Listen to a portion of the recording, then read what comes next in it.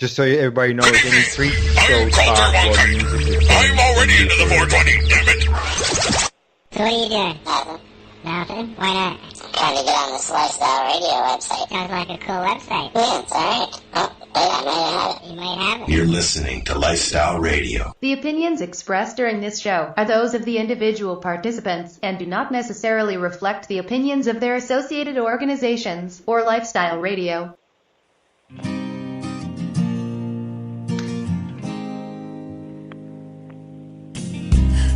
I blame it on industry. I blame it on my own hypocrisy.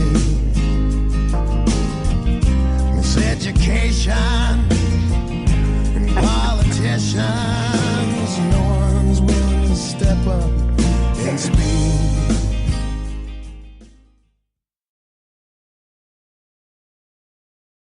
Hang on. Go ahead now. Hello, everyone, and welcome to the award-winning Pace Radio Show. We are live, and we are coming to you from lifestyleradio.net and our sister site, 420radio.ca. Tonight, joint host Alicia Yashchechen joins me, and we have a guest for you that works extremely hard to educate the public about medical cannabis and has been involved in the cannabis community for a real long time.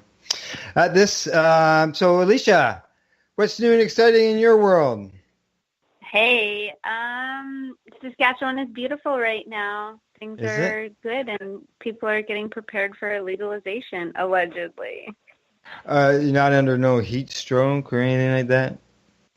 No, it's not that hot. It's just nice. Just enjoying it. Yeah. We're dealing with that here. Warm times. Very warm times. Hey, yeah, we're finally getting some rain. I might be able to cut my grass.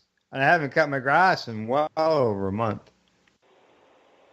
Nice. Well, that heat is good for marijuana growing, right? That's right.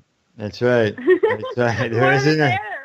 There is an advantage to that. Blood's growing. Okay. In our news article today, before we bring our guest in, which happens to be very close to our guest, I see in Halifax, they say they are one of the first cities in Canada to impose widespread smoking ban.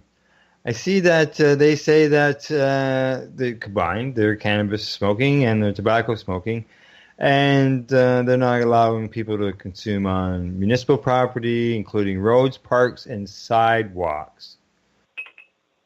Now, have you ever heard of smoking laws that people aren't allowed to consume cannabis or tobacco on a sidewalk?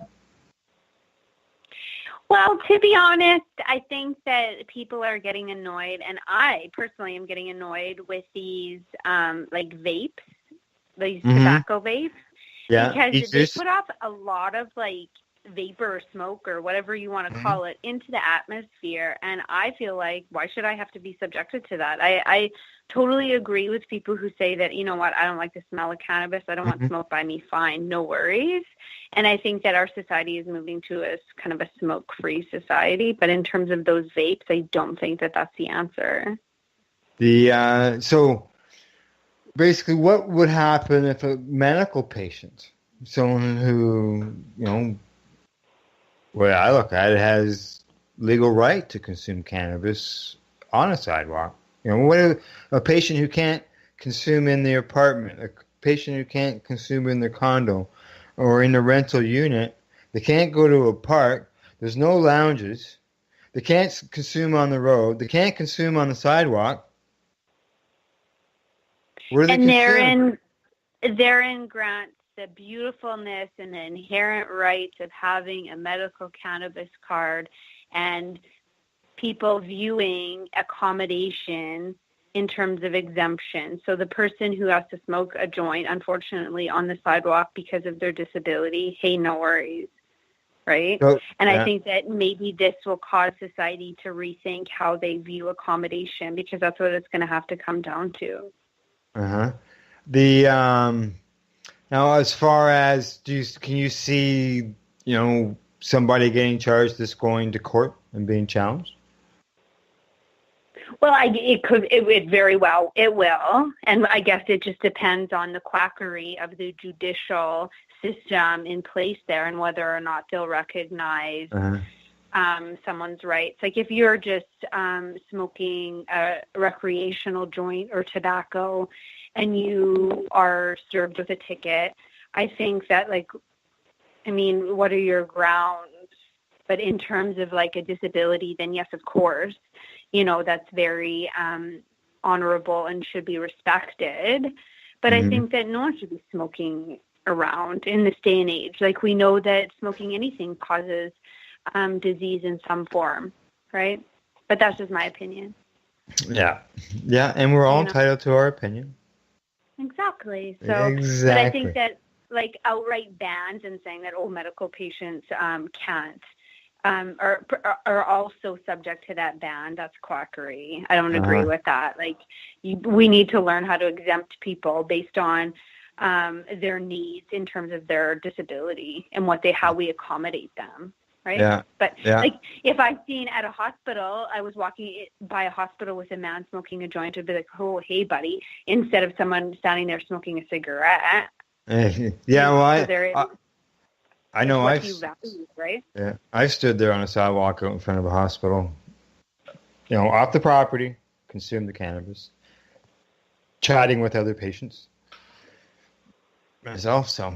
Okay, let's switch over to our guest because I believe she will have something to deal with this. And I'm seeing more here in the article that she may be able to answer another question I have as well. So at this time, I'd like to welcome the person I described who works extremely hard to educate the public about medical cannabis and has been a cannabis advocate, well, as far as I know, since the beginning of these programs. So, all right, so at this time, I'd like to welcome Debbie Stultz-Giffin to the radio show. Hello, Debbie.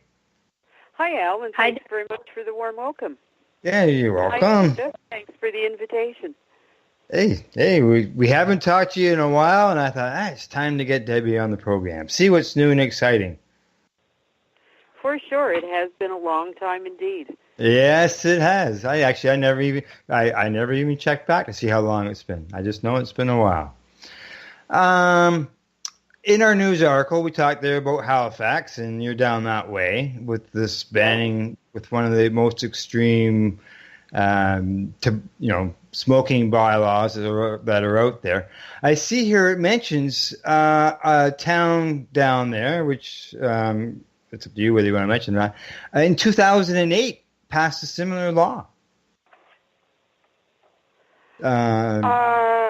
I'm not even sure right off the top of my head what town that is. Bridgewater.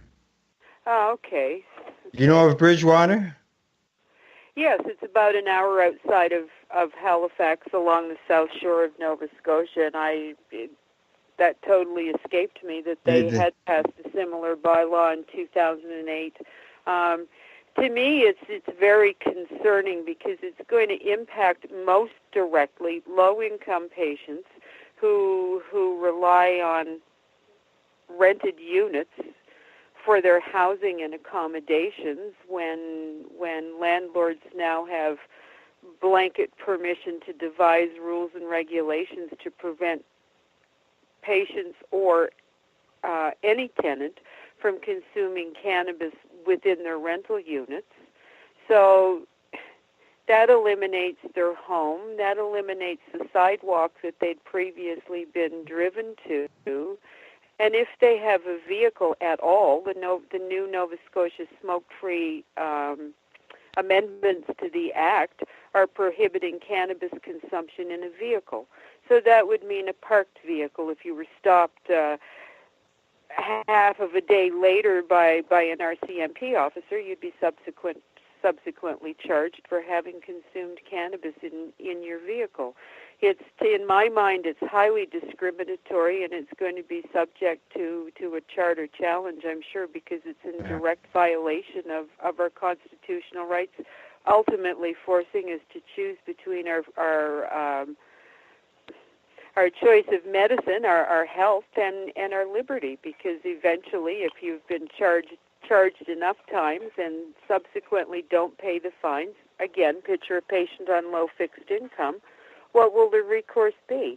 I'm sure to throw them in jail for a period of time to make sure that society has been repaid for this wrongful consumption of medication in public. Yeah, it's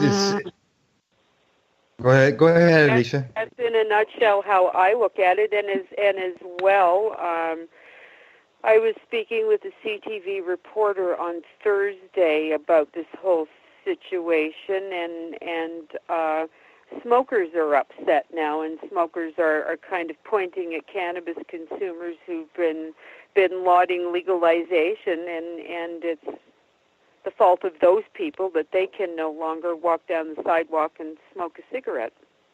So the tobacco smokers, it's creating all kinds of issues all the way around. So tobacco consumers blaming the cannabis consumers because they can't walk down the street smoking a cigarette. Yes. Yeah. Yeah. But yeah, I noticed cannabis smoke out in the open air isn't going to harm anyone. I mean, the smell may offend a few people, but is it more offensive than walking past an Indian restaurant with heavy curry aromas wafting on the sidewalk? Or a factory emitting smells?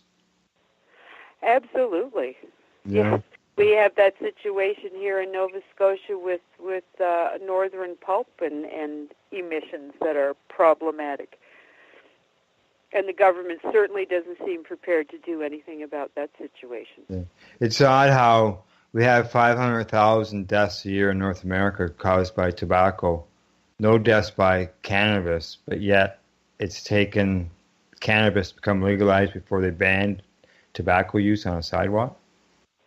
Well, really, and it's absolutely ridiculous the way that they're approaching legalization and the regulation of cannabis. They're treating it like it was something they discovered yesterday, not something that's been around for thousands of years and used medicinally for thousands of years. It's like it's something brand new, and yep, you're right. It continues. Yes, it does. Okay, Alicia, I'm going to hand things over to you so you can get some questions into Deb and get things rolling. And as always, I'll just follow along. Alrighty, sounds good. So welcome, Deb. It's my pleasure to have you and to hear all about you. So my very first question is what brought you to cannabis? What was your first experience with cannabis?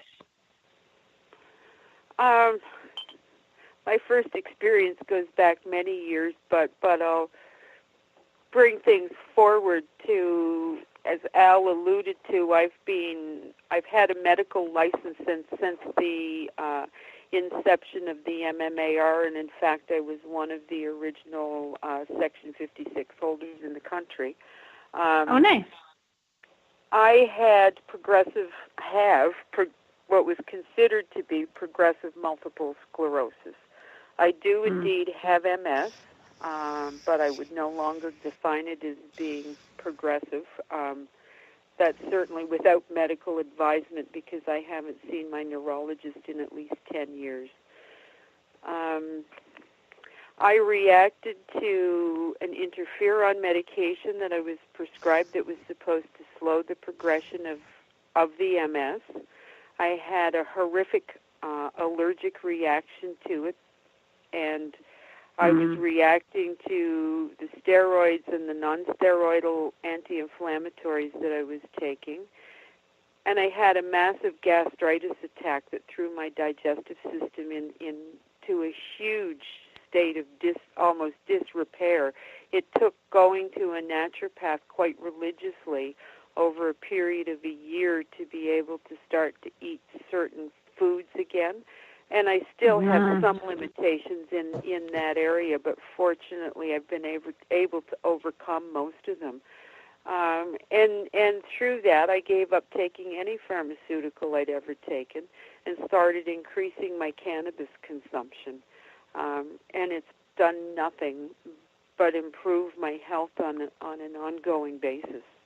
It gave me back a quality of life that I was missing due to the side effects of the pharmaceuticals, and it's just been amazing medicine. So that's what brought me to cannabis. And then something else brought me to activism. In 1999, I had to leave the workforce. I had been diagnosed not even a year, but the symptoms had become so exaggerated that I just couldn't continue working. The system was so brand new and so arbitrary because it was left to the health minister to decide who was awarded an exemption, basically, and who wasn't. One of the theories I remember Hillary Black had in the day was that the applications were tossed down a flight of stairs, and whoever managed to land at the bottom was given theirs, and the rest of the people were basically out of luck. So that whole process made me nervous. Information was being leaked to the RCMP, to the media, about people who had exemptions. Claims were that it was unintentional, and I decided to sit back and wait. But in July of that year, we were raided.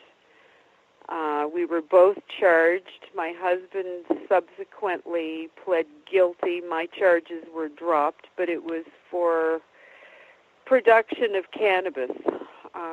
It was never deemed for trafficking purposes because I did have a letter from my doctor saying that he felt that it would be a wonderful treatment for the plethora of conditions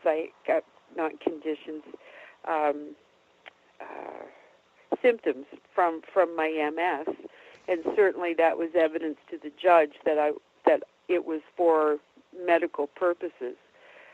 But because of that, when the medical marijuana access regulations came into play, my husband couldn't qualify to be my designated grower because he had a criminal record.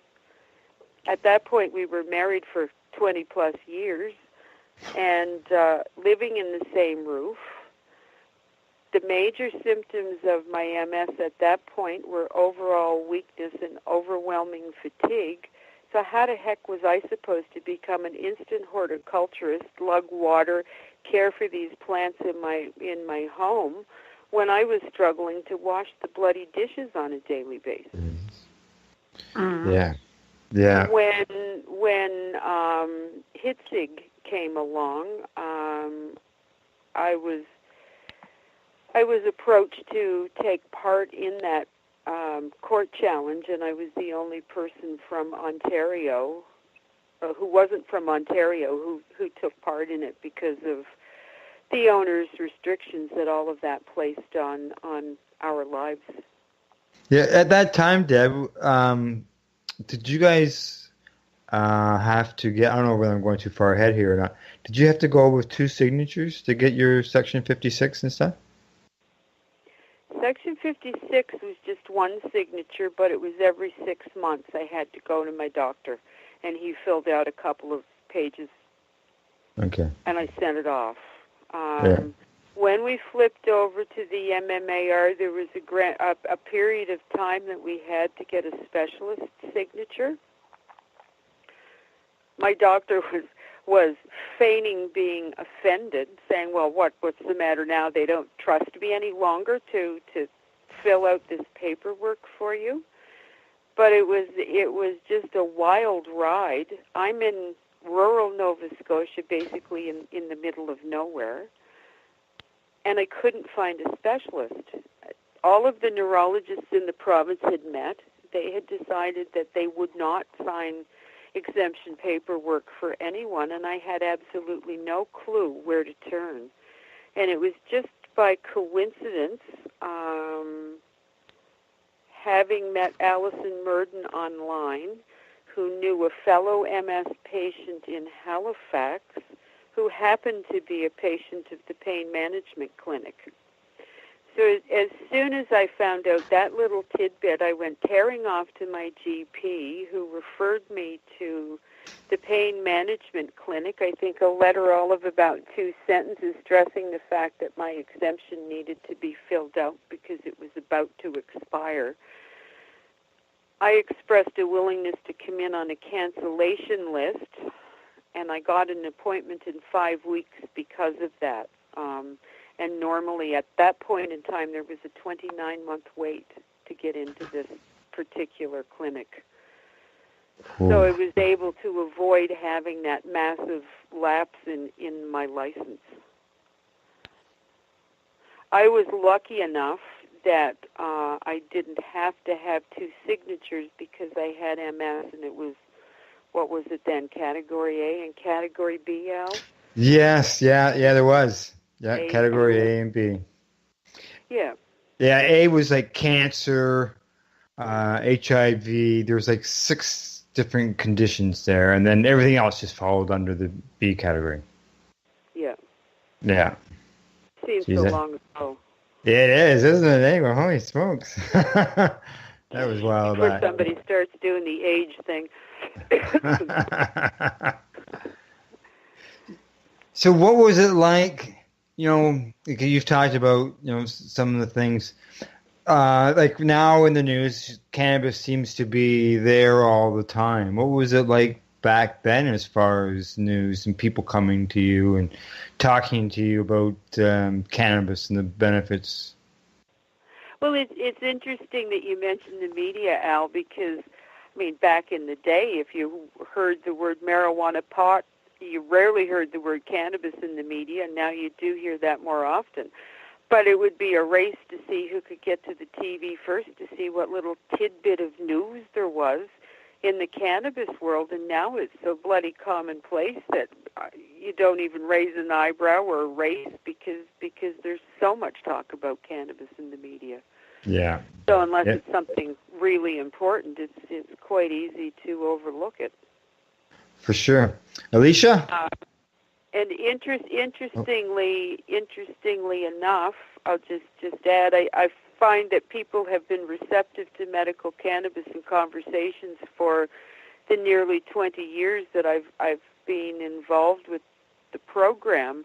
But certainly what I'm seeing more now with the work that I'm doing through Maritimers Unite for Medical Marijuana Society is that there's an increasing number of seniors coming forward looking for information and looking for alternatives to the harmful and often ineffective pharmaceuticals that they've consumed for years. I think seniors get a bad rap sometimes by some people when it comes to the cannabis thing, because some people turn around and say, oh, it's the older people who don't want the cannabis. And I, like you, have seen it many times where the older people do come looking to have questions and answers on the cannabis issue. Well, we've been to various health expos. We were at a seniors expo, and at the seniors expo, we were swamped with people looking for information, and there were very few people looking down their noses at us, if you will. There was. I still giggle about one older lady who was walking along, and you could see her neck literally snap when she saw our banner, and mouthing the word marijuana, and she stood there impatiently waiting for one of us to not be engaged in a conversation, and she pronounced the name of our organization out loud, whipped her head around, looked forward, and marched off as if she'd made some kind of an impression on us.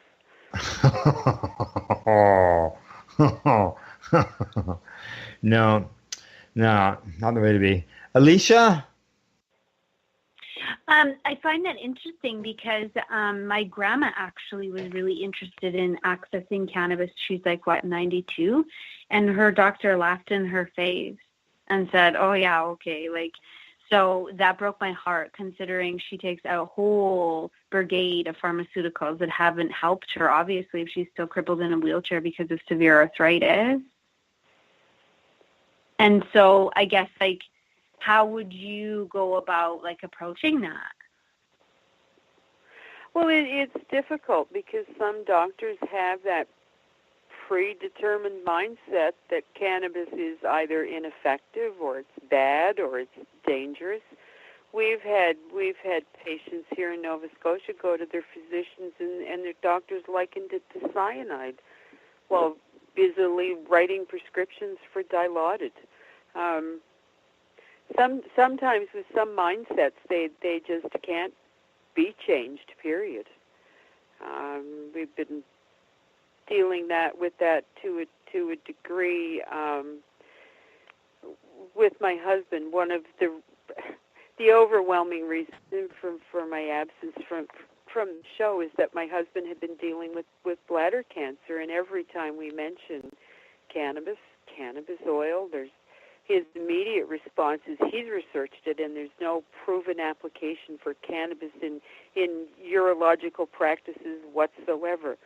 Yet he's quick to recommend Tylenol, and according to my friend who's a pharmacist, there's no proven applications for Tylenol in urological practices either. It helps with inflammation, helps with pain, same way cannabis does. So some doctors, no matter how hard you try, Alicia, I don't think are ever going to get it, even if you beat them over the head with a 2x4 that was maybe infused with cannabis, but no. And I guess for me the problem is so then how do you, I guess, tell the 90-year-old woman that, you know, your choice is good when her doctor won't?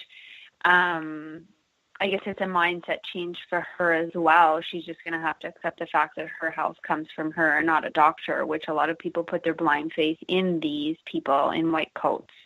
But unfortunately... Absolutely, and sadly, it seems that the older folks get, the more willing they are to hand over their health to the care of a physician, oftentimes. Mm-hmm. And that's when things tend to take a bad turn, oftentimes. If physicians aren't willing to listen to and agree with and support alternative health decisions that don't involve the pharmaceuticals. For sure, and I think that it'll take a shift in society to kind of embrace that, and I think we're going there.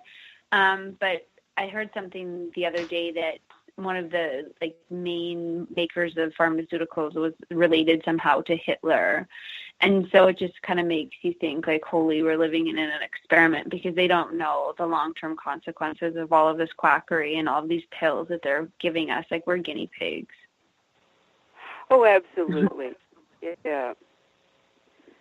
Yeah, that was the agreement actually I had with my neurologist the last time I saw him, because it struck me as being such a huge waste when there are people that feel they benefit from going to a neurologist. And my words were to him, if there's a pharmaceutical that comes along for MS and it has a proven track record of more than a few years and there's no overwhelming negative side effects, you've got my number. And I said, you know what? If I find that cannabis no longer is effective for helping me with the symptoms of my MS, I've got your number. And until then, see you later. Mm. And you've never used that number? Yeah. Well, the reaction I had from the medication that I was injecting it 3 times a week, it was called Rebif. The reaction started on Boxing Day, and I called the maker of the company, and this dude who didn't know me from a hole in the wall kept insisting that I should continue taking it anyway. I should continue injecting it because it had been prescribed. Then I found out months later that they had tried to contact my neurologist because they wanted pictures of this rash.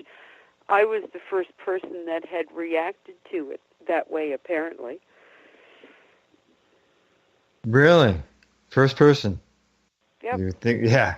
So I guess that means it had no side effects listed then. Which is very doubtful. I've since seen the big blue book that the pharmacies have with the various medications, and there are pages of side effects with this drug. Yeah. Oh, yes. Yeah. Okay, ladies. We're at the bottom of the hour. Time for us to take a break. That was quick. All right. Deb, I usually try to line up the music with our guests. It's a little bit since you've been here. Since you haven't been here, that was one of the changes. And, sometimes some people just need to smoke a joint and calm down. And I'm sure you'd agree with that. And so tonight's song is just Roll Another Number. When we return, we'll continue our talk with Debbie Stultz-Giffin. This is the Pace Radio Show. We are live here at LifestyleRadio.net. Hey, this is Cheech. And this is Chong. And you're listening to Lifestyle Radio. What is it? Lifestyle Radio. Say it one more time. 420 Radio? Ooh.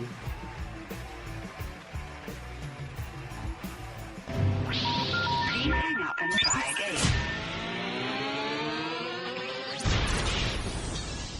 You're listening to Lifestyle Radio. It's too dark to put the keys in my ignition. And the morning sun is yet to climb my hood ornament. But before too long I might see those flashing red lights. Canada, the time to act is now. These days, your customers are seeking variety. Increase your earning potential by expanding your inventory with CC Nexus, Canada's largest cannabis seed wholesaler. CC Nexus stocks over 60 reputable breeders, including Canuck seeds, with a wealth of autoflower, regular, feminized, and CBD strains. All first-time customers will receive a free pack of Canuck seeds, plus a mug, t-shirt, and additional promotional materials. Add strains and increase your profit with CC Nexus, your Canadian-owned and operated wholesaler of cannabis seeds. Discreet, worldwide stealth shipping from Canada, supporting you locally. Call today, 1-844-843-7995, 1-844-843-7995, or visit us at ccnexus.global. Are you looking for cannabis news, education, and people's opinions? Are you looking to learn what Canadian and international cannabis advocates are doing, not only now, but what got them to this point in their lives, and what does the future hold for them? Do you want to learn how patients are using cannabis as a daily medication, or learn how their cannabis use helps them with their medical condition? If you answered yes to any of these questions, then I'm going to suggest to you to tune in to Lifestyle Radio. Catch their live weekly shows and have your questions and concerns answered and find the experience you're looking for. Monday, catch your weekly news broadcast with the Reef Reporters. Then on Wednesday, get several hours worth of cannabis public education. We get things started with Cannabis and Coffee with Tamarawana. Then tune in and catch Pottawa with Russell Barth, who calls himself the world's angriest pothead. Finish up your evening with the award-winning Pace Radio Show with Al Graham and joint host Kim Cooper and Alicia Yashchechen. No week would be complete without tuning into Friday night's program, the 420 Radio Show featuring Al Rapp and the 420 Radio crew, Mary Jane Baker and Marcel Gignac. Cannabis is a lifestyle, and you can catch all your cannabis lifestyle information right here at lifestyleradio.net or at our sister site, 420radio.ca. Celebrate Indigenous Awakening at Legacy 420's first outdoor music fest, August 11th on the Tyendinaga Mohawk territory. This one's about rock and roll and comic books and bubblegum. Featuring Headstones, DJ Shove, Derek Miller, and more, with host MC Howie Miller. Opening drum ceremony at 12 noon. Medicinal, food, and Indigenous vendors and artists. Free camping. Tickets $75 at legacy420.com. A 19 and over event. Indigenous Awakening, Saturday, August 11th on Tyendinaga Mohawk territory. Take Highway 401, exit 556. Sponsored by NIMCA and Legacy 420. Indigenous Awakening and Legacy 420 have just announced a price reduction. All tickets are now available for $50. Man, have you been to Canadays yet? Canadays, Campbellford's premier cannabis culture shop at 19 Bridge Street West. They've got bongs, oil rigs, grinders, and papers. Everything you need for consumption.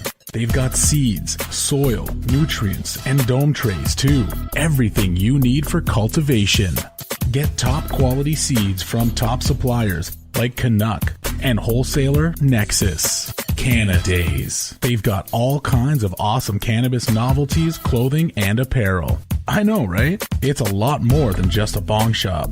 Interested in gaining legal access? Canadays can help. They're a PACE information center. You know, people advocating cannabis education. Come by the shop and check it out. 19 Bridge Street West, Campbellford. Canadays. Have your say without saying a word. Canadays.ca.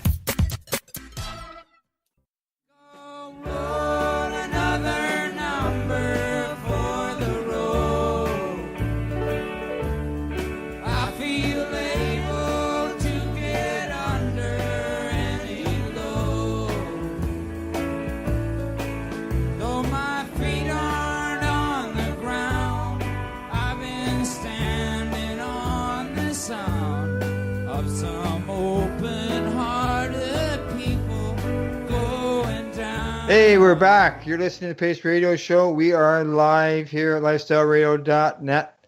And we can also be found on Spreaker. TuneIn Radio also has us live. Tonight we are joined by our guest and our joint host, Debbie Stultz-Giffin of MUMM, Maritimers United for Medical Marijuana. And you noticed in there I said, and joint host. Right, Deb? You're so clever. I went and did some research for the break, and I found that the last time that you actually were on the show was in March of 2017. It would have been late March, and as you mentioned earlier during the program, your husband became ill, and you took some time off. Otherwise, you have been with the Pace Radio Show since the inception of the program back in the fall of 2013. So 5 years. Almost 5 years. Wow. Yeah, eh? 5 years. Yes. and you missed some time, obviously there. But yeah. That's how long. 4 years of steady being there every month, doing a program and getting a guest. Well, I'm certainly eager to get started again next month, Al, and be able to bring a little more maritime flair to the show, and some guests from out east who some will be new and some will be some old faces who you haven't heard from for a while, I'm sure. Yeah, well, that was part of the way that the program was originally set up. Somebody central, somebody west, and somebody to the east in order to try to get coverage across the country. And by you coming back, that representation has come again, and we will be able to, get some of those grassroots advocates that we would never even know of, and be able to give them a big voice. Well, that's the beauty of having joint hosts here, there, and everywhere. That's right. Exactly.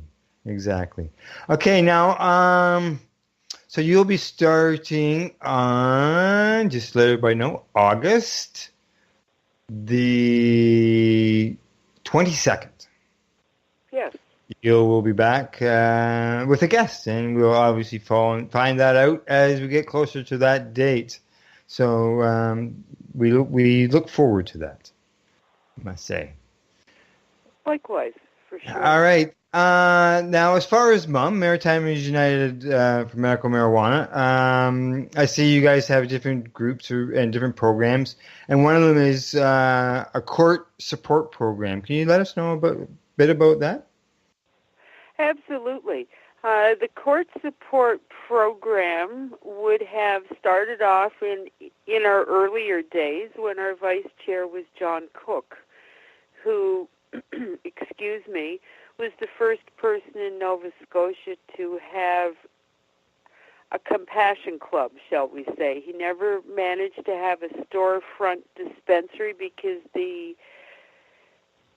mindset just wasn't right in Halifax at that point in time for that to happen. He wasn't able to find a place to rent that people were willing to allow him to do what he needed to do. So he basically did a door-to-door delivery service and became quite familiar with various aspects of the law and court cases, and he started going to court to be a voice for some patients until he started gaining headway, and he was soon quickly not permitted to speak on behalf of patients, but he could coach them from where he sat in the courtroom. Sometimes patients would call for a recess and go and consult with John about what they should say or do at various points, and he was actually able to successfully keep some patients out of jail. There were many times that other MUMM members would go as a show of support. And when John passed away, we weren't sure if we would be able to continue with the program or not, but Chris Becker had stepped up quite nicely and started going to court as a show of physical support and providing patients with court decisions that they could in turn provide with their lawyers, sometimes speaking with lawyers in conjunction with the patients to make sure that things were aligning correctly as they should. A number of times we've been able to go to court as lay witnesses. There was a patient in Nova Scotia who had actually gotten a Section 56 exemption ahead of me. He mentored me through the whole process, and every time I would freak out and go, no, Mark, I can't do this, he'd say, yeah, you can. Carry on, you're going to get this, you're going to do this.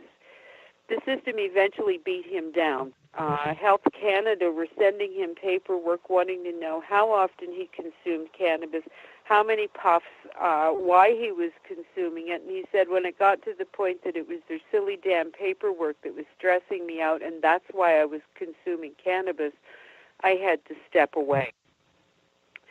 So eventually he was charged again. The prosecutor tried to make him look like a mid to low level drug dealer because of the following reasons. He had cash hidden in his house. He was a man that didn't use a bank at all, very distrustful of the whole banking system, and he was saving cash to build the new front porch in the spring. They found scales, and they found cannabis stored in different bags in varying amounts, and they used that and ran with it for the evidence that he was a mid to low-level drug dealer. They had two young expert RCMP witnesses who had gone on the stand the day before and said, patients don't need scales. We don't know any patients that consume more than 3 grams of cannabis a day, and they all keep it in one bag, basically. Wow. 3 of us went into the courtroom, and I was on the lightweight end of things with 12 grams a day. One of the other gentlemen with us had 20 grams a day, and Marcel Gignac was there with 30 grams a day. We all own scales because how can you tell how much you're consuming if you don't weigh it? Correct. It's rather irresponsible, isn't it? Okay. We all store our cannabis in varying amounts, in various ways, and the gentleman Flute, who was our third lay witness, sat back, folded his arms across his chest, and proceeded to tell the judge if he was going to town, if he was going away overnight, if he was going fishing, the various ways he'd be going and traveling, and how much he'd be taking it, and exactly how it would be packaged for the given occasion. Before we came into the courtroom to take the stand, the judge looked at these 2 young RCMP witnesses, and he suggested quite strongly that they stick around to hear what we had to say. So they were certainly educated, and it quite nicely knocked the wind out of the sails of the prosecutor who was trying to send this man who had been diagnosed a few years prior with an inoperable brain tumor to jail. Oh. Wow. So we've been able to do those kinds of things that have made a direct impact on the lives of patients who are being prosecuted by an unjust laws and an unconstitutional program. So it's not just needing to know the laws, just being that type of witness can make a difference. Oh, absolutely. When you can take the stand and say, no, that's not the way it happens. We do it this way because. Here's my official government document showing that I have 30 grams a day. How do you argue against that? Yeah. Yeah. Alicia? And not only that, but here I am, and I'm still functioning. Yeah, exactly. I'm coherent. I'm intelligent. I'm not tripping over the witness stand to get in it, kind of thing. And yeah, complete opposite to what the picture that's drawn by some people, eh? Absolutely. Alicia? So I'm interested in the legal program. So are you continuing with that? Like you had said that the fellow who had passed on couldn't really keep it going. But so is there like a lawyer who kind of helps also, or how does that go? Like, is it? We do have a lawyer that we're able to consult with some, and we refer patients to. But yes, the latter part of what I described as being in the last few years. Other things that we're able to do is call for protests outside of our CMP stations, outside of courthouses. We also, Nova Scotia, I believe, was the first province that had a patient who was arrested because he fell between the cracks in the Allard decision, and that was Bobby Lee Dillman. I remember that. He was unable to find a physician to support him any longer. I think he just missed out by a little bit. The cops came in, took, I think, 19 plants out of his house and charged he and his wife, and there was concerns that they could have been sent to jail, and we ended up issuing a press release and calling a press conference. And it received national attention, and when he went to court, I believe it was for his disclosure, it was announced that all charges would be dropped in there because it wasn't in the interest of the public to pursue with the charges according to prosecution. So you need to tell me that it's still happening, that like patients are still being penalized criminally for use it, like that it fell between the cracks. Like, what is that? Like, well, this would have been a couple of years ago. We did have a couple of patients in Nova Scotia who fell between the cracks, and when it got to that point with receiving disclosure, shortly thereafter, charges were dropped because they realized they weren't going to get anywhere with it in court. Yeah, but so is that happening a lot, though, that they try and, bring these charges to court and then they just kind of get thrown out? Or, like, I didn't think that the courts were too kindly, like, still try to persecute patients, but is that still the case? Certainly at this point in time, I'm not aware of any patients in the province who are being subjected to prosecution. Our biggest concern at present are the dispensaries, particularly those in the province who are 100% medical, who've been providing medicine in all of its various forms to patients for a few years now. And what's going to happen to them come legalization. So that's where our court support initiative is going to be putting our efforts. We've been to various courts in support of some of the medical dispensaries who are currently facing charges, and doing our best to try to highlight what's going on within the local media and draw attention to this whole situation. In fact, I participated in a town hall meeting in Halifax on July the 3rd with the Nova Scotia Medical Dispensary Association, I believe they're called. I can never get that completely straight. I've got to work on that. My apologies. But it's a newly formed not-for-profit here in Nova Scotia that's similar to the Canadian Association of Medical Dispensaries, where they're banding together and working and trying to come up with ways to circumvent the federal government from coming in and shutting them down, and trying to be a voice with the provincial government to find some level of reason.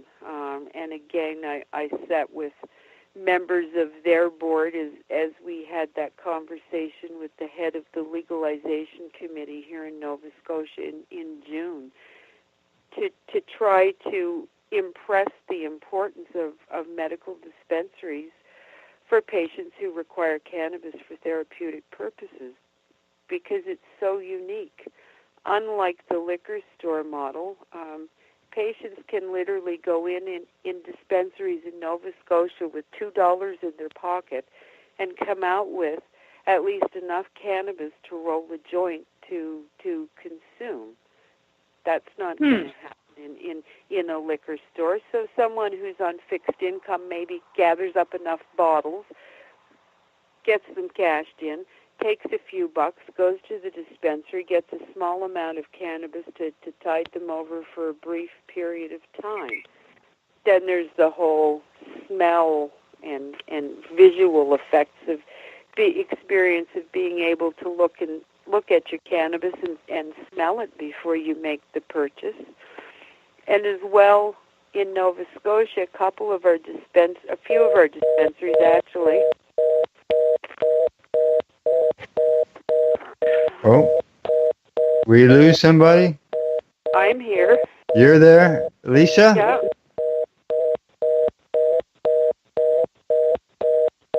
Must be.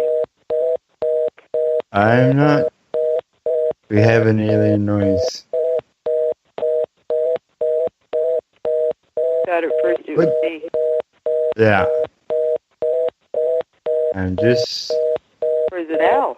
Yeah. I'm just wondering whether we should just go to a commercial break. Okay. Well, let's give that a shot. Yeah, it's time for a break. Tonight is the music of Neil Young, and when we return, we'll continue this conversation. You're listening to the Pace Radio Show. We are live here at lifestyleradio.net.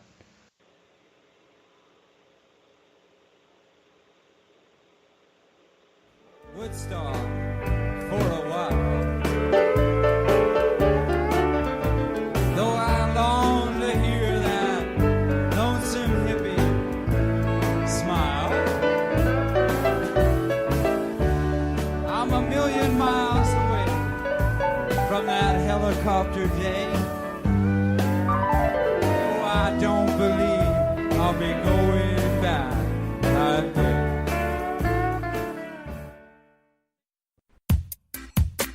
Man, have you been to Canadays yet? Canadays, Campbellford's premier cannabis culture shop at 19 Bridge Street West. They've got bongs, oil rigs, grinders, and papers. Everything you need for consumption. They've got seeds, soil, nutrients, and dome trays too. Everything you need for cultivation. Get top quality seeds from top suppliers like Canuck and wholesaler Nexus. Canadays. They've got all kinds of awesome cannabis novelties, clothing, and apparel. I know, right? It's a lot more than just a bong shop. Interested in gaining legal access? Canadays can help. They're a PACE information center. You know, people advocating cannabis education. Come by the shop and check it out. 19 Bridge Street West, Campbellford. Canadays. Have your say without saying a word. Canadays.ca. Hi, this is Al Graham of the Pace Radio Show. Are you keeping pace, as in keeping people advocating cannabis education? If you're not, and you're a cannabis consumer, then why not? Others are working hard every day to help educate people about cannabis so you can enjoy your daily 420. Get involved and speak out. Be loud and proud so that you can keep pace.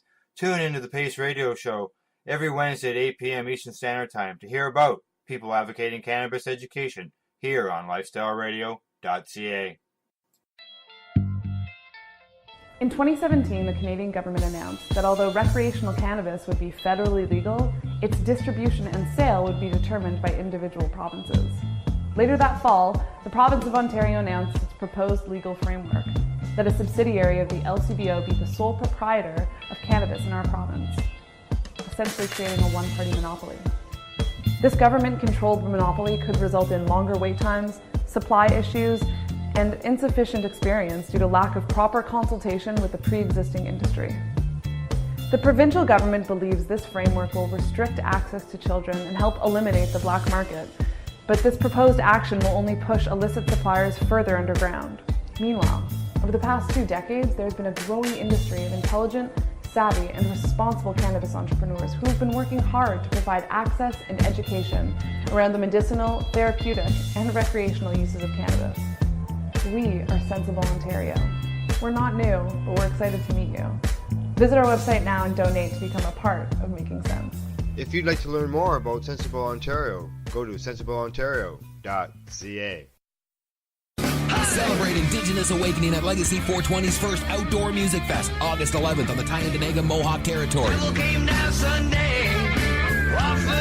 Featuring Headstones, DJ Shub, Murray Porter, and more, with host MC Howie Miller. Opening drum ceremony at 12 noon. Medicinal, food, and Indigenous vendors and artists. Free camping. Tickets $75 at legacy420.com. A 19 and over event. Indigenous Awakening, Saturday, August 11th on Tyendinaga Mohawk Territory. Take Highway 401, exit 556. Sponsored by NIMCA and Legacy 420. Indigenous Awakening and Legacy 420 have just announced a price reduction. All tickets are now available for $50. Canada, the time to act is now. These days, your customers are seeking variety. Increase your earning potential by expanding your inventory with CC Nexus, Canada's largest cannabis seed wholesaler. CC Nexus stocks over 60 reputable breeders, including Canuck seeds, with a wealth of autoflower, regular, feminized, and CBD strains. All first-time customers will receive a free pack of Canuck seeds, plus a mug, t-shirt, and additional promotional materials. Add strains and increase your profit with CC Nexus, your Canadian-owned and operated wholesaler of cannabis seeds. Discreet, worldwide stealth shipping from Canada, supporting you locally. Call today, 1-844-843-7995, 1-844-843-7995, or visit us at ccnexus.global. Back, and thanks for tuning in to the Pace Radio Show. As always, we are live here at lifestyleradio.net. Tonight, our bumper music featured Neil Young, who was born right here in good old Ontario, actually probably about an hour east of where I'm located, in Omimi. Little town south of Peterborough, or east of Peterborough, west of Peterborough. If you enjoyed his music, I'm sure everybody knows lots about Neil Young. Tonight on the radio show, we are joined by our returning joint host, Debbie Stultz-Giffin, and my joint host, Alicia Yashchechen. Okay, ladies, before the break there, Deb, we were talking about your court support program. I think that's an awesome thing that you guys do, because patients, especially patients that are going to court, need support. And many of them, I'm sure, don't have anybody that shows up just to say, hey, a shoulder to lean on.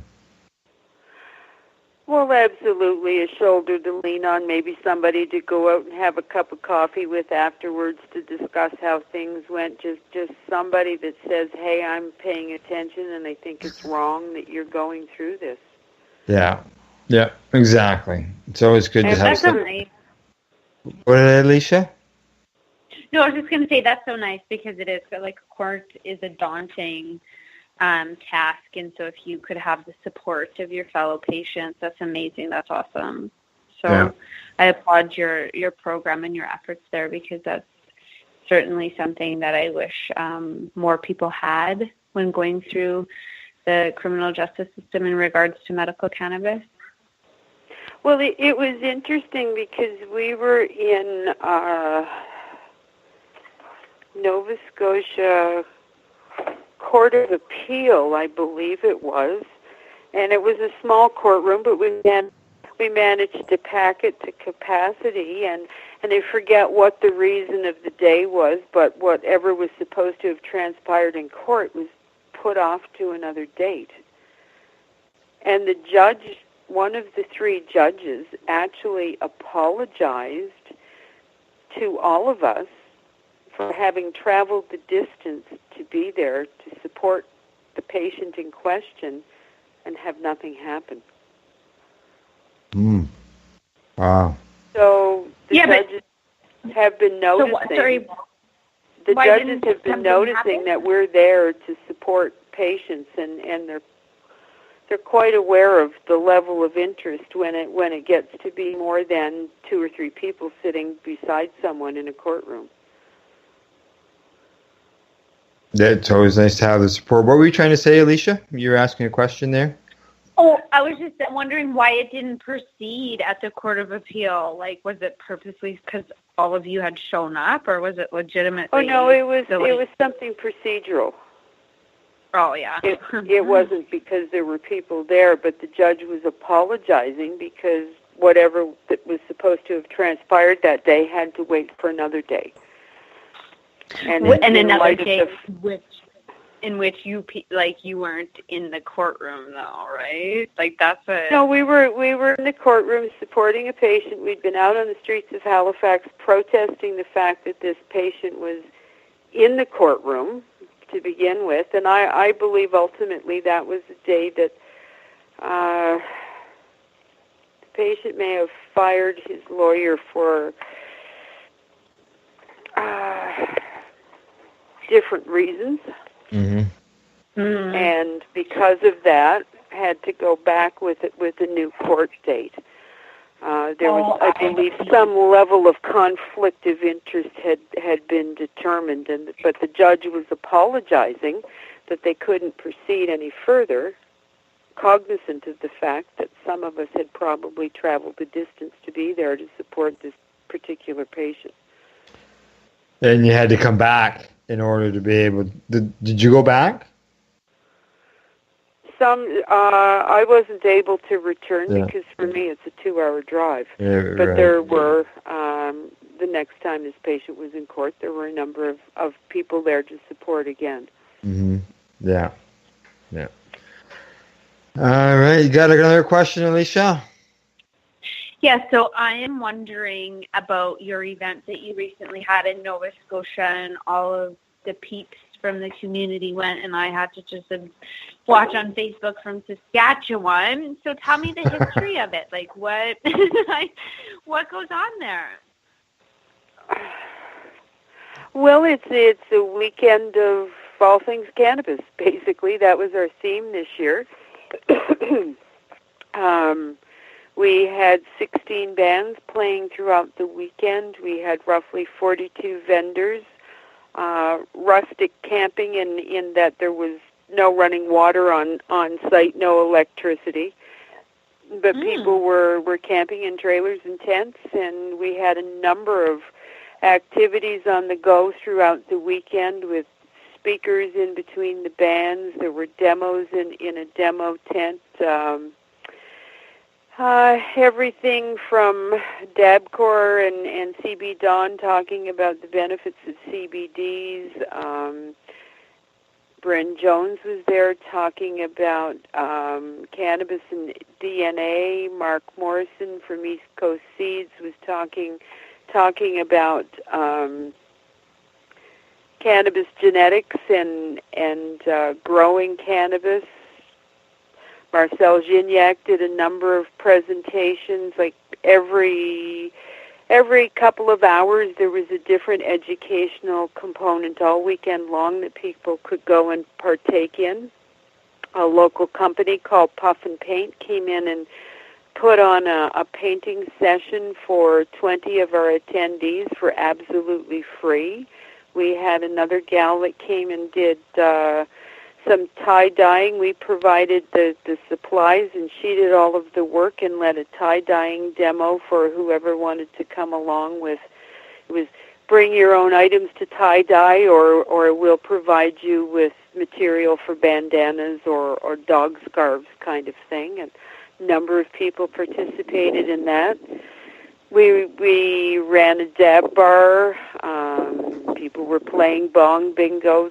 We had a number of rolling contests that were sponsored by our title sponsor, Canadian Lumber. And all of this was held in conjunction with the 4th annual John Cook Memorial Cup, and that's MUMM Oriole. And John, I had mentioned previously as having been our original vice chair and the director of the Halifax outlet of the Cannabis Buyers Club of Canada. He'd opened under the same umbrella and in consultation with Ted Smith in Victoria when he first started his club. So when we decided to do our first cup 4 years ago, we kind of put out feelers among our board to come up with a name, and Chris Backer, who's our new vice chair, had suggested that name, and it just resonated so soundly with all of us as an amazing way to honor John's memory, and from that we created a very unique cup that tends to speak to patients.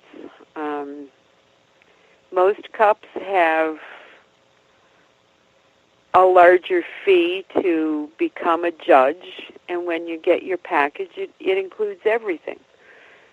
Bud, concentrate, edibles if the cup's going in that direction, topicals. And we started off simply. The first year we had bud, we had edibles, but we created a package with each category so that we could make the judging fees cheaper for patients who always wanted to be a judge in a cup but felt they could never afford it, or there would never be an opportunity for them. So our judging kits end up going for $50 a piece. This year, that's nice.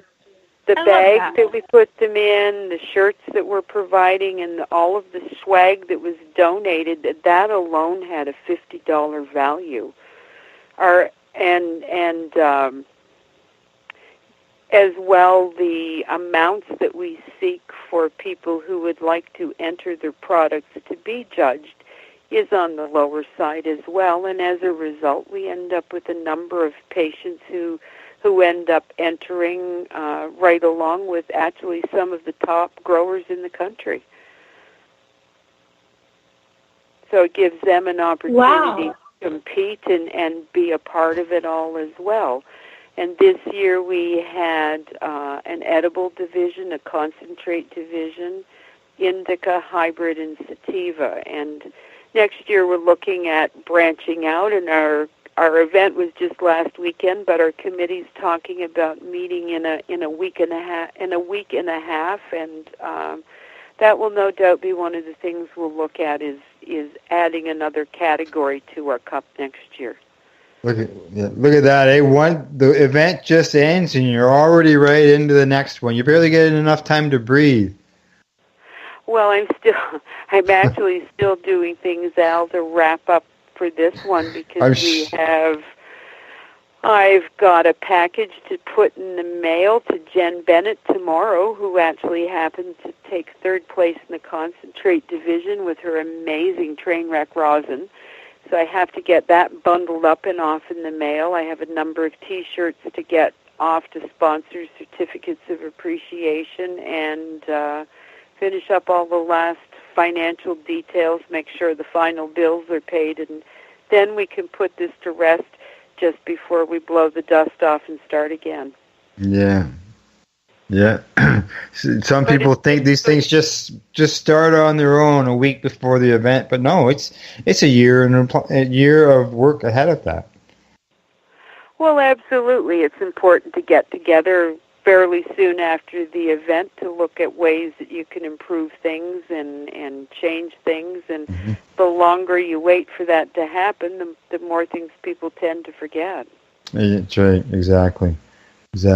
So attendance. We don't have a whole lot of things that we want to change, but definitely we've got a few tweaks in mind that I'm sure will improve what we already feel was quite an amazing festival.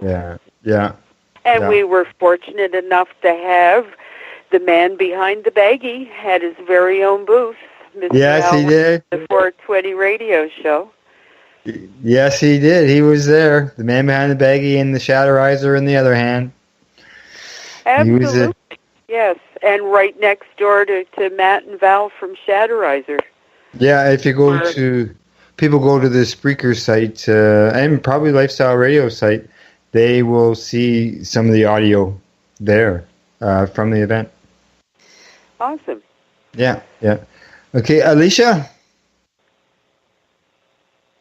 Your favorite part of putting on events like this? Like, what's the one thing that comes to mind when being asked that? I think this weekend my favorite part was the odd time that I managed to come up for air because it was incredibly busy. We had, throughout the weekend, we had approximately 600 people in attendance, which was more than double from last year. And from the success of this year's event, I expect that to increase even much more again next year. But was just being able to connect with people here and there, and just to be able to go around the grounds and see the smiles on all of the people's faces and the comments about what an amazing time they were having, how much they were learning at some of the demonstrations and talks that they went to, and that just really makes an event for me to see that kind of outcome. Everybody having a great time and already anxious for next year to happen. Now, what some people may suspect is, this is your outdoor event. Is this something that was any law enforcement attracted? Not attracted, although there was someone who has a history of having seizures, who did have a seizure in the wee hours of Saturday morning, which was certainly severe enough that 911 had to be called. An ambulance was there, and apparently there were a couple of RCMP vehicles there as well that would have come right onto the grounds. And they certainly would have been seeing signs of banners of some of the various businesses that were there. They did what they needed to do. They left the grounds, and we never saw them again all weekend. Good. We were basically out again, and out. The man behind the baggie can testify to this. Out in the middle of nowheres, there weren't any immediate neighbors, so there weren't any sound complaints from bands who were playing later into the night. So from that aspect, we had no concerns or complaints at all. And and obviously Go ahead, Alicia. What about alcohol? Was there alcohol on the premises? Is that, I anticipate? There was alcohol on the premises, but people had to bring their own alcohol to the event. We certainly didn't have a beer tent or anything that would have been providing alcohol to the attendees. Nice. Our biggest concern was that people would have glass bottles and if they became inebriated, certainly the chance of the glass breaking obviously increases, and our biggest request was, please, no glass, unless it's a bong or a straw or something that you can use when you're consuming cannabis. But if it involves alcohol, keep it at your campsite, kind of thing. Well, I like that. Yeah, actually, we're going to be involved in the Indigenous Awakening here in Tenaganaga. We're actually running the commercials here on the Pace Radio Show, and their promo says no alcohol. Mm-hmm. Yeah. They don't want any at the event. But there'll be cannabis tables and stuff. Okay, let's see. We talked about the MUMM Fest. How long have you been running the MUMM Fest? How long has that been going on? This was our 11th annual, and actually a little bit of history. We formed MUMM as a registered not-for-profit in July of 2003. We signed the paperwork. I'm pretty sure it was either the 7th or the 9th. It was the day that it was the 365th day that the government had been given to basically pry the lid off of the Flin Flon mine as a result of the Hitzig decision. There was a protest in Ottawa, and we had one in Halifax in Parade Square, which is right in front of City Hall for folks who aren't from out east. And there were media present just as they were announcing that they were going to start the distribution of the prairie plant cannabis just as soon as they could devise a system to do it, but they were sure that would take at least 6 months. And it was perfect because what the government were saying just rang so true with what we were suspecting is that they really had no intentions of creating a program that was constitutional and would work towards actually helping people who were relying on cannabis for their medicine.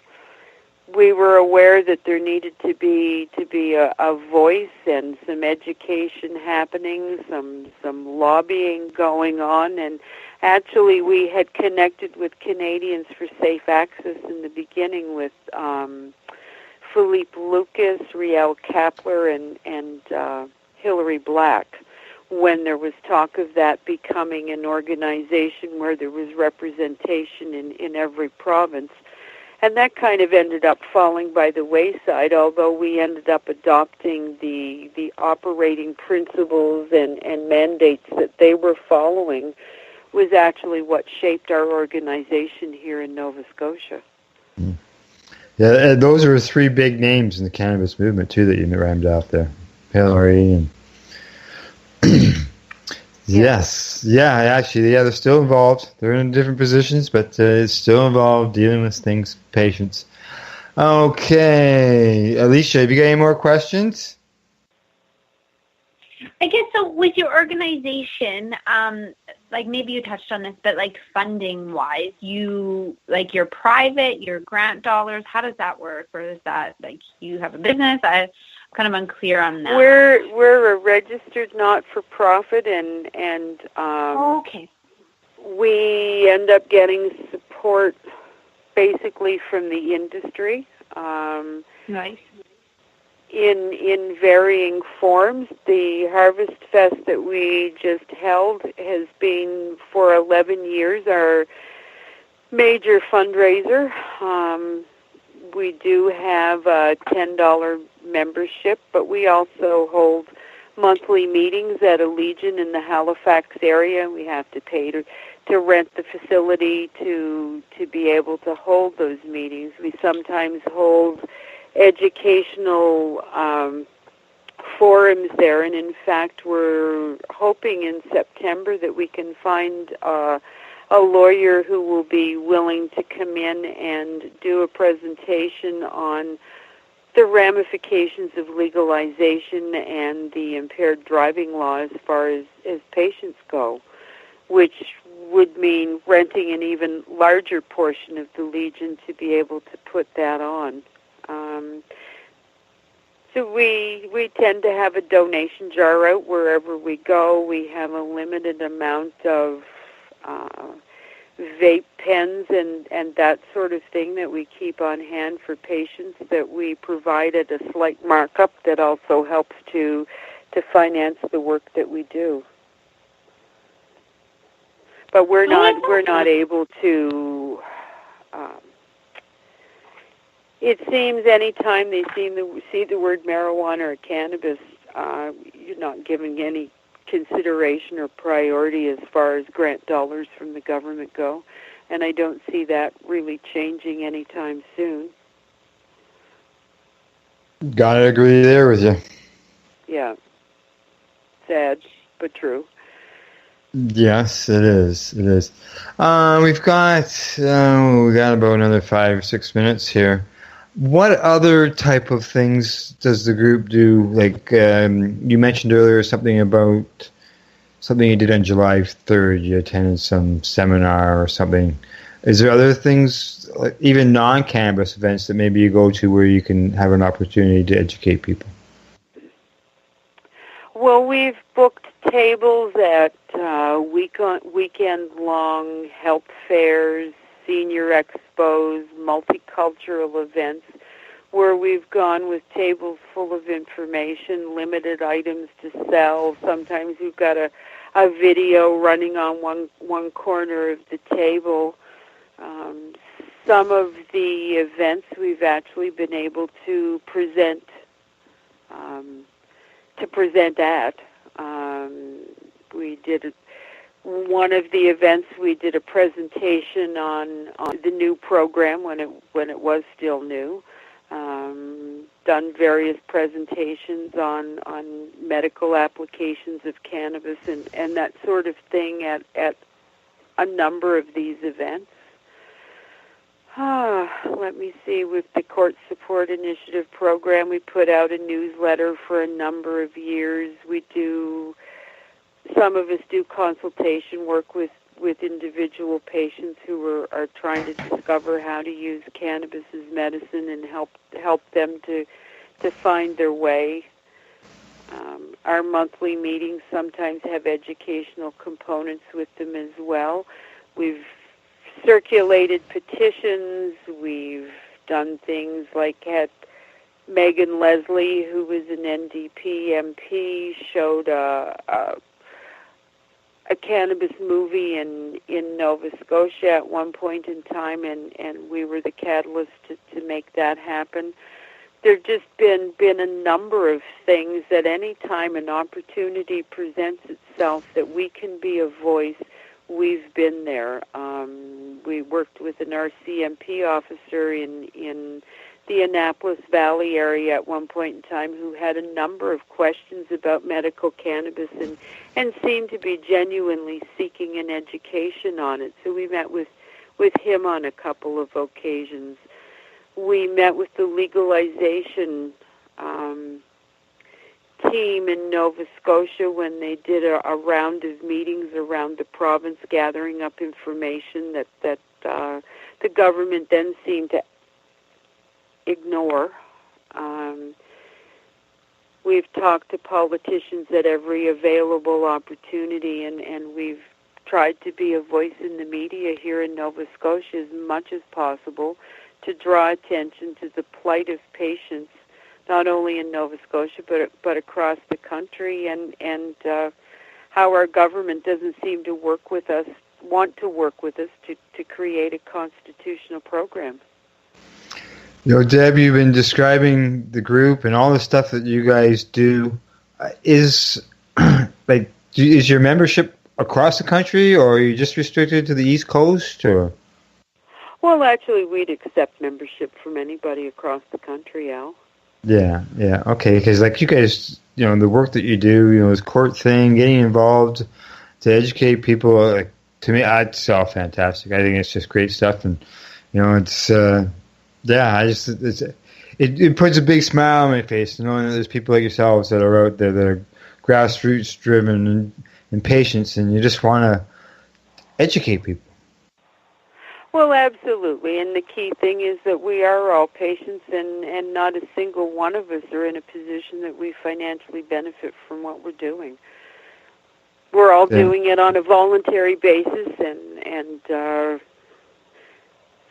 sometimes, some days, some weeks, we're putting in many hours a day to make things happen and try to set things right in the lives of some of the patients with the crossfire situations they come under between family and children's services, the courts, driving infractions, trying to deal with their neighbors, their doctors, whatever.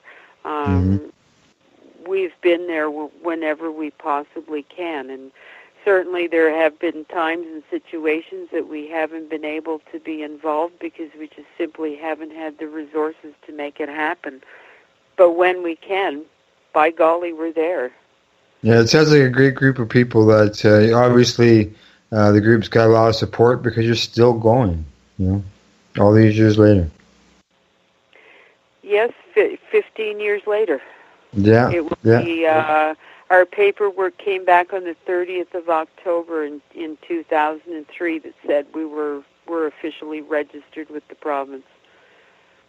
Great. Okay, Alicia, have you got one more question for Debbie? If not, we'll go to the shout-out. I guess what's next? Just quickly. Like great question. What's going to be going on?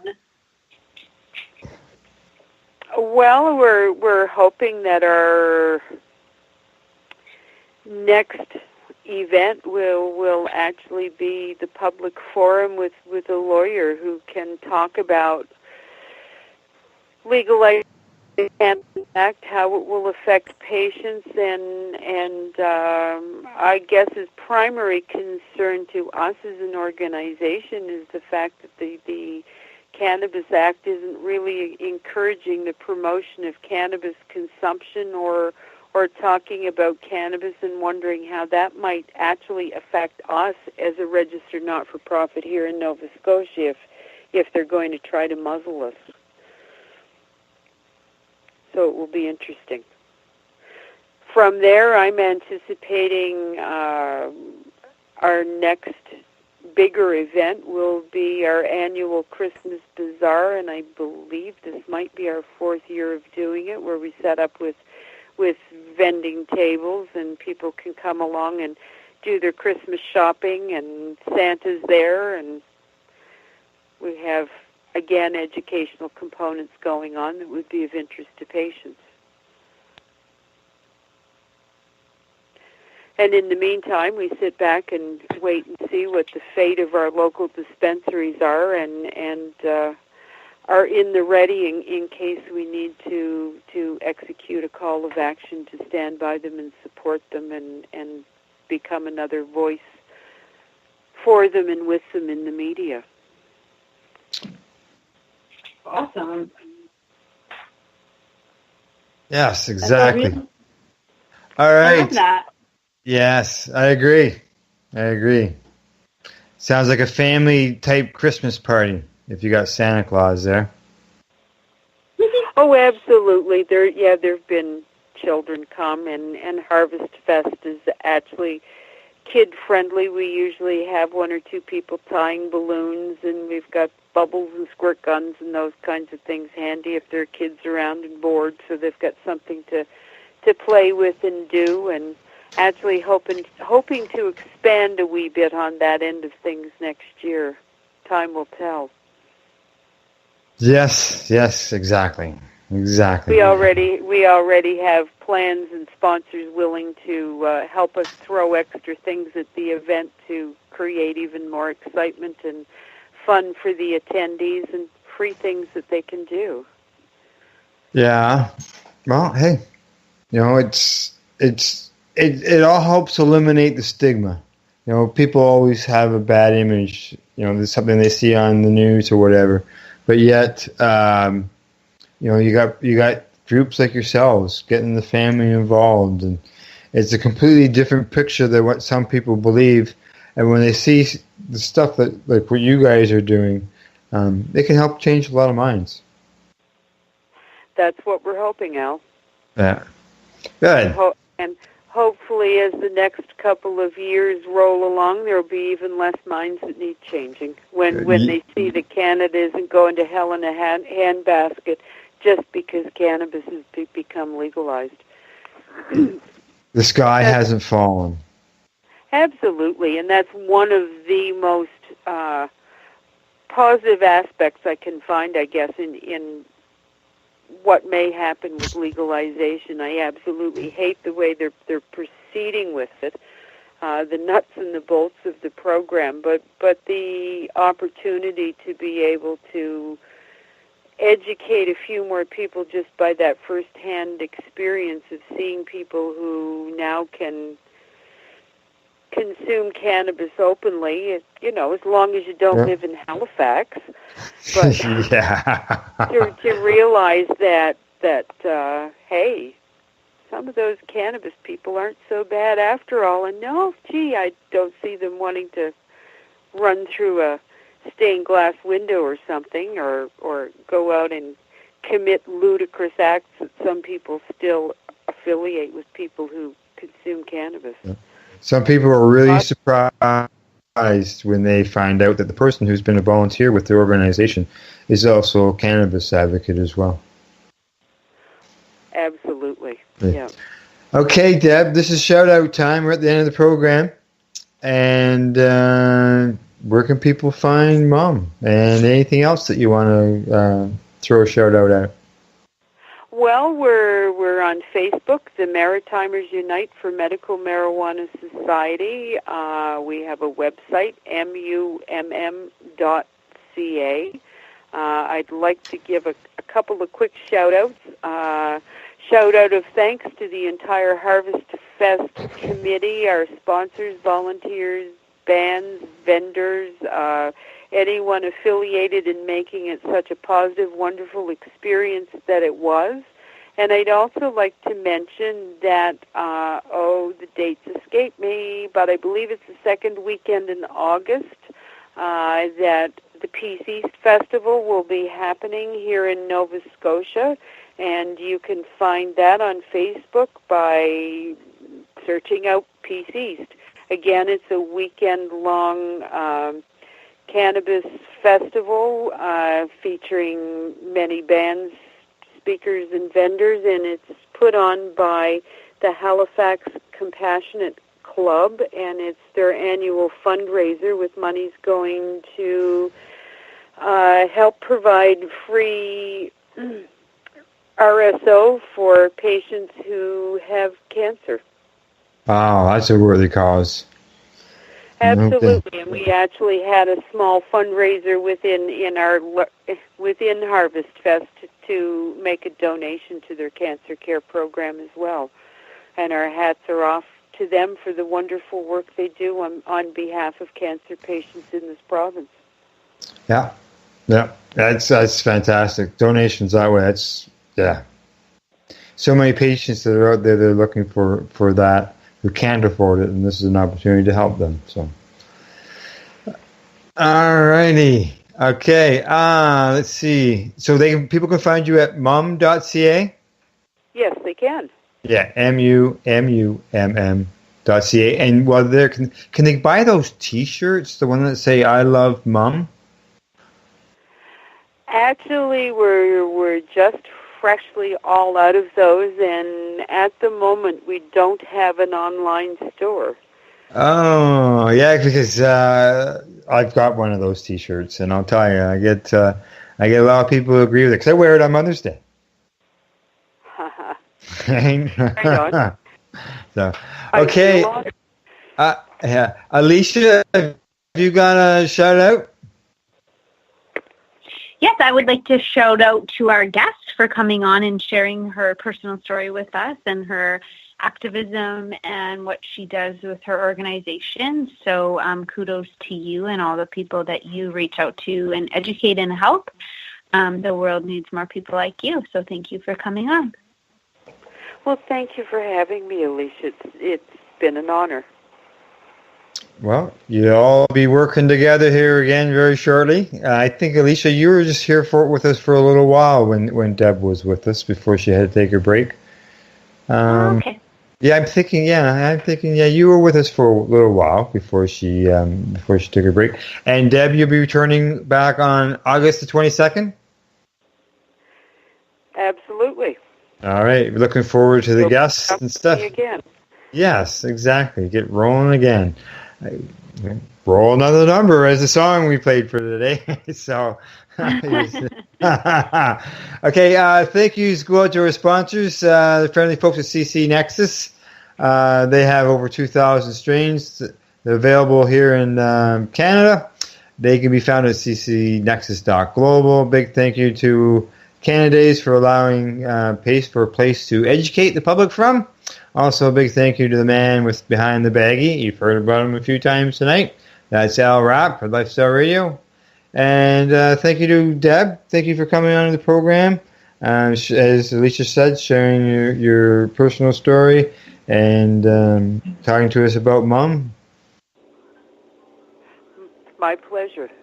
And we look forward to the August 22nd return. And as Alicia, as always, thank you for everything you do for the program, for coming on and finding guests. So, and I want to remind everybody that I will be back next week with Kim Cooper. She will be my joint host. And she has sent me a message because she's listening. Hi, Kim. Message telling me that Randy Kane is her guest for next week. So tune in for that. Same time, same place right here, Lifestyle Radio, 8 p.m. Wednesday night. Other than that, thank you for tuning into the program. Thank you, and good night. Good night. Good night. So what are you doing? Nothing. Why not? Trying to get on this Lifestyle Radio website. Sounds like a cool website. Yeah, it's alright. Oh, wait, I might have it. You might have it. You're listening to Lifestyle Radio. The opinions expressed during this show are those of the individual participants and do not necessarily reflect the opinions of their associated organizations or Lifestyle Radio.